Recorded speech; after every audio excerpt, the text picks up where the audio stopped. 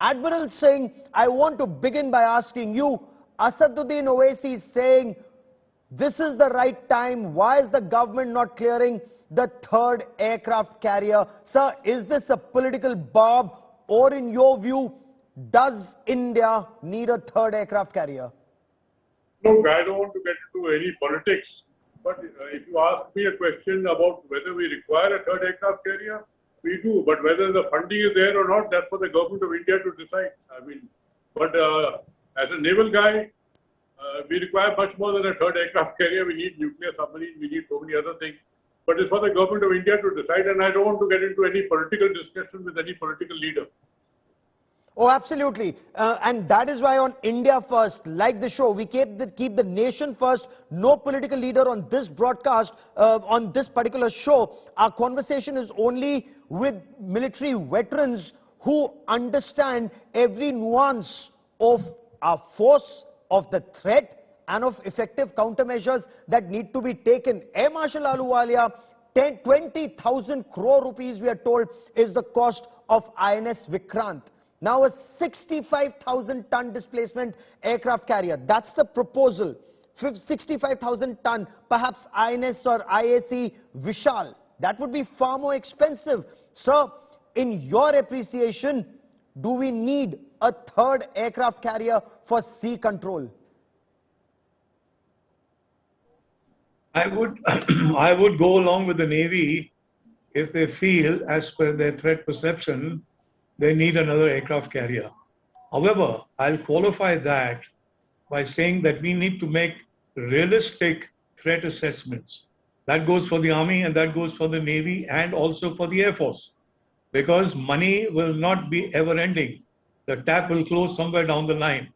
So therefore, we need to make realistic assessments, reassess the threat, and accordingly, I feel that we need to downgrade the resources that we have, which should be technologically, state of the art, and they should be able to deliver much more than what the equipment 10 years ago was able to do.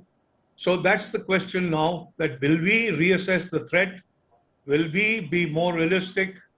Do we think that we're going to have the kind of wars that we had in the past, our conventional wars in, our other wars in? What is it going to be? And accordingly, we'll have so to... in India First, we're looking at solutions. Let's move beyond the academic debate. Admiral Singh, this concept of sea control versus the concept of sea denial, you understand both. You've been a submariner par excellence all your life. Do we need sea control, or do we need effective sea denial, given the nature of threat? And let's indulge in some plain speak. China with its aircraft carriers, China with its submarines, China trying to come into the Indian Ocean region. What do we need? Do we need more nuclear submarines to target the enemy aircraft carrier? Because the enemy also has his carrier killer missiles. So would our 20,000 ton displacement INS Vikrant actually be sitting duck, let's say, for an enemy Dongfeng 21?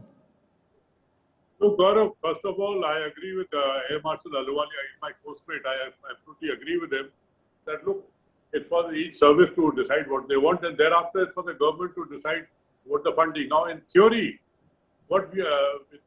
absolutely theoretically speaking, with our kind of resources likely to be available, the Indian Navy would be looking at a certain limited amount of sea control for a limited amount of time in a limited space against whatever the PLA Navy can deploy in the Indian Ocean region.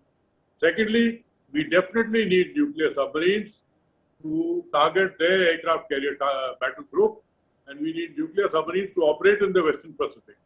So we need both. Now, there's an ideal figure how many we require of both for sea control and sea denial. And incidentally, in sea denial, we also require the Air Force with their fighter aircraft and their own air-launched missiles. Everything is required. We require sea mines. Everything is required. But then if you don't have the kind of money, then the government has to scale down from what is the ideal requirement to what can they afford. But at the same time, they cannot keep sitting on this decision for years and years. The PLA Navy will be here in much larger strength in a few years from now. They already have 3-4 ships and a submarine in the Indian Ocean. region all the time, and they'll have double and triple that strength, and even the Pakistan Navy is growing now.